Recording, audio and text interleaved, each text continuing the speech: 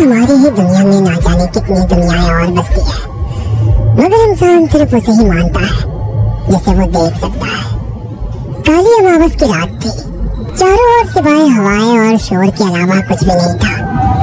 राजन को आज घर लौटने में देर हो गई थी। रात के सन्नाटे को वो अपनी साइकिल से चीरता हुआ चला जा रहा था। वो गांव की नदी तक पहुंचा ही था कि तभी उसे नदी के पास एक काला साया दिखाई दिया जो नदी के किनारे पानी को घूरे जा रहा था। इतनी रात को नदी के पास देखकर राजन के ना जाने क्यों रोंगटे खड़े हो गए। उसे ऐसा महसूस हुआ मानो उसके पैर साइकिल के पैडल पर जम गए हो। राजन कपकपाते हुए होठों से बोला, कौन है वहाँ पर? राजन ने इतना बोला ही था कि अचानक वो साया बिजली की रफ्तार से दौड़ता हुआ राजन के नजदीक आ गया। राजन की नजर जैसे ही उस साए पर पड़ी, उसके मुंह से एक भयानक चीख निकल गई। इस घटना के 1 महीने बाद अर्जुन का सारा ध्यान ड्राइविंग पर था। उसकी पत्नी शिखा कार में ड्राइविंग सीट के बगल में बैठी हुई एक मैगजीन पढ़ रही थी।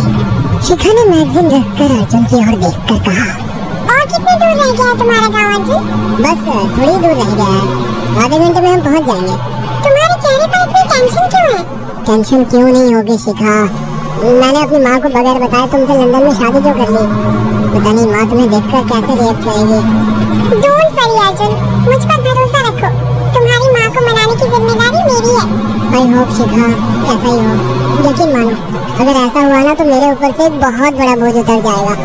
अब मुस्कुरा भी दो यार।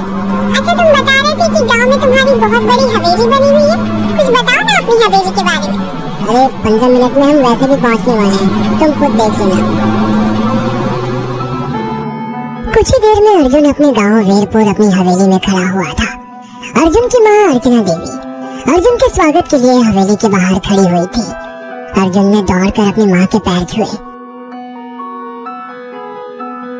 और डरते हुए बोला, ये शिखा है माँ, मेरी पत्नी, हम दोनों ने लंदन में शादी कर ली। अर्जुन की बात सुनकर अर्चना देवी मुस्कुराकर बोली, कोई बात नहीं बेटा, एक ना एक दिन तो तुझे शादी करनी ही थी। इतना बोलकर अर्चना ने अपनी बहू को गले लगा लिया और वो अंदर आने का इशारा करती हुई वहाँ से चली गई। अर्जुन को अपनी माँ का ये बिहेवियर देखकर बहुत ज्यादा हैरत हुई। उसे उसकी माँ इस बार बहुत बदली हुई सी लगी। अर्जुन पूरे 10 साल बाद लंदन से आया था। अर्जुन उन्हीं ख्यालों में खोया हुआ था कि उसके कानों में उसकी पत्नी शिखा की आवाज टकराई। अब क्या बाहर ही खड़े रहने का इरादा है क्या? अंदर नहीं चलोगे? कौन से ख्यालों में गुम हो गए? मुझे लगा था माँ को मेरी शादी के बारे में जानकर बुरा लगेगा, मगर माँ को तो जैसे कोई फर्क ही नहीं पड़ा। अजीब आदमी हो, ये तो अच्छी बात है, मुझे मेहनत करने की जरूरत ही नहीं पड़ी। चलो अब अंदर भी चलो। अर्जुन और शिखा अंदर की ओर चले गए। अर्जुन ने देखा कि उसकी हवेली में सन्नाटा पसरा हुआ था। उसे याद था कि उसकी हवेली में बहुत सारे नौकर चाकर हुआ करते थे। डाइनिंग टेबल पर डिनर के दौरान अर्जुन अपनी माँ से जो बोला वो सुन उसकी पत्नी शिखा और रहस्यमय अंदाज में मुस्कुराकर लगातार देखे जा रही थी। माँ, हवेली के सारे नौकर कहाँ गए? मैंने सबको छुट्टी दे दी बेटा। लेकिन क्यों माँ, तुम्हें तो काम करने में बहुत ज्यादा तकलीफ होती होगी। नहीं बेटा, मुझे कोई तकलीफ नहीं होती, कुछ वक्त से मुझे सुकून और सन्नाटा अच्छा लगता है। अर्जुन इससे पहले अपनी माँ से कुछ कहता कि उसकी माँ ने उसे बोलने से रोक दिया। अर्जुन चुपचाप खाना खाने लगा। खाने के बाद अर्जुन और शिखा बेडरूम में चले गए। अर्जुन बेड पर सोच में लेटा हुआ था कि अचानक शिखा अर्जुन से लिपट गई और वासना का तूफान अपने चरम पर पहुंच गया था। अचानक शिखा को दरवाजे पर 2 लाल लाल आंखें दिखाई दी। उसे ऐसा लगा जैसे कि कोई उसे देख रहा हो। शिखा ने तुरंत बेड से उठकर अपने कपड़े पहन लिए। क्या हुआ शिखा? अर्जुन, मुझे ऐसा लगा जैसे कोई हम दोनों को देख रहा हो। पागल हो गई हो क्या? हवेली में सन्नाटा पसरा हुआ है, एक भी नौकर चाकर नहीं है। तुम्हें वहम हुआ होगा। तुमने तो सारा मूड खराब कर दिया शिखा, अब सो जाओ। उस रात अर्जुन तो गहरी नींद में सो गया, मगर शिखा की आंखों से नींद कोसों दूर थी।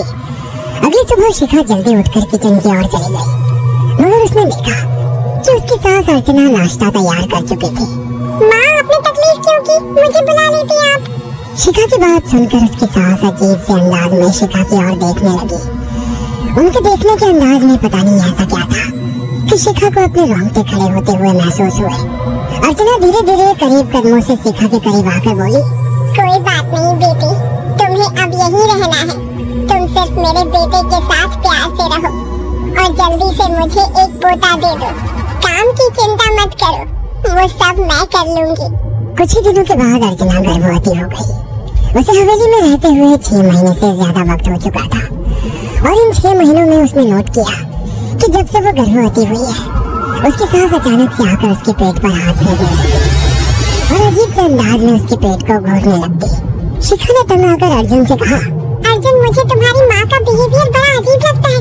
तुम्हारी माँ जब देखो मेरे पेट पर आकर हाथ फेरती रहती है। अरे माँ को अपने पोते के आने का बेसब्री से इंतजार है शिखा, इसमें अजीब लगने वाली क्या बात है? मैं तुम्हें कैसे समझाऊं? मैंने माँ की आंखों में एक अजीब सी चमक देखी है। कैसे चमक?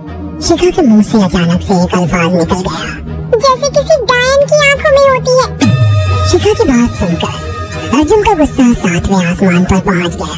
वो गुस्से से चीखते हुए बोला, खबरदार शिखा, आगे एक शब्द मेरी माँ के खिलाफ मत निकालना, नहीं तो मुझसे बुरा कोई नहीं होगा। तुम्हें शर्म आनी चाहिए शिखा। जब से तुम यहाँ पर आई हो तब से मेरी माँ तुम्हारी कितनी चिंता करती है। वह तुम्हें समय से खुद नाश्ता बनाकर देती है, खाना देती है, यहाँ तक कि हवेली की साफ सफाई भी वो अकेली करती है। क्या बोलूं अब तुमसे, शर्म आती है मुझे तुम्हें अपनी पत्नी कहते हुए। इतना कहकर अर्जुन गुस्से से कमरे से निकल गया। शिखा अर्जुन से बहुत कुछ कहना चाहती थी मगर कह नहीं पाई। उसने महसूस किया था कि चाहे कितनी भी तेज आंधी और तूफान आए मगर हवेली के अंदर धूल की एक परत तक नहीं जमती थी और दिन ब दिन अर्चना के चेहरे की झुर्रियां कम होती जा रही थी। ऐसा लगता था मानो वो जवान हो रही हो। शिखा के अब 9 महीने कंप्लीट हो चुके थे और एक रात अचानक उसे प्रेगनेंसी पेन होने लगी। वो दर्द से तड़पने लगी। ये देखकर अर्जुन घबरा गया। वो दौड़ा दौड़ा माँ को बुलाकर लाया और बोला, माँ, हमें तुरंत शिखा को किसी अच्छे हॉस्पिटल में एडमिट कराना होगा। अर्जुन ने देखा कि उसकी माँ ने उसकी बात को सुनाई नहीं। वो तो बस शिखा के गर्भ की ओर आंखें फाड़ फाड़ कर देखी जा रही थी। अर्जुन एक बार चिल्लाकर कहा, माँ, हमें शिखा को इसी वक्त हॉस्पिटल में एडमिट कराना होगा। नहीं, शिखा की डिलीवरी हॉस्पिटल में नहीं, इसी हवेली में होगी। लेकिन इस हवेली में आपके और मेरे अलावा कोई नहीं है। तभी शिखा दर्द से तड़पने लगी।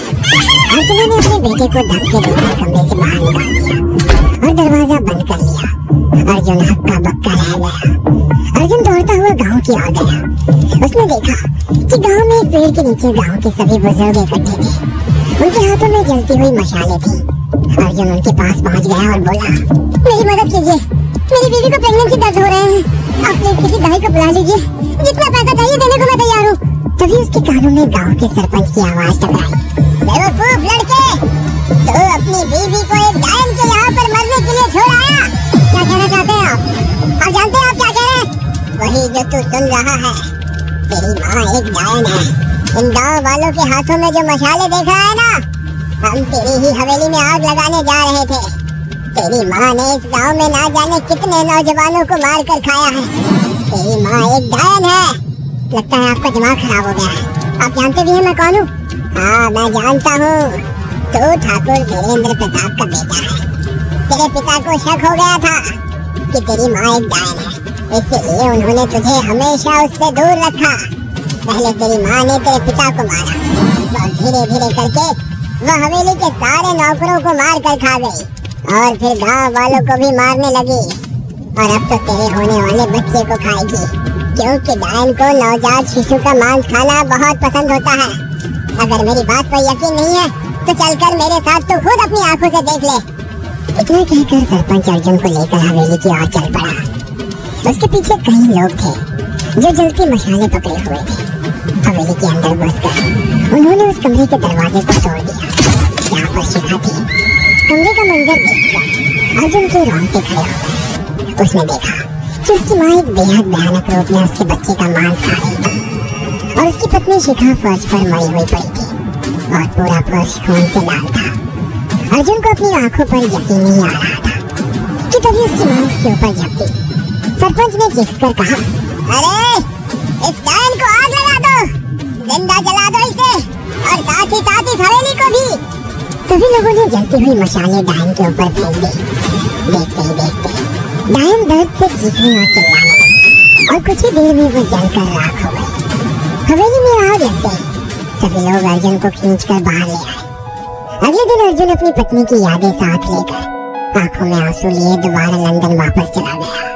अगर आपको हमारी ये कहानी पसंद आई हो तो इसे लाइक और शेयर करना ना भूलें। साथ ही ऐसी और नई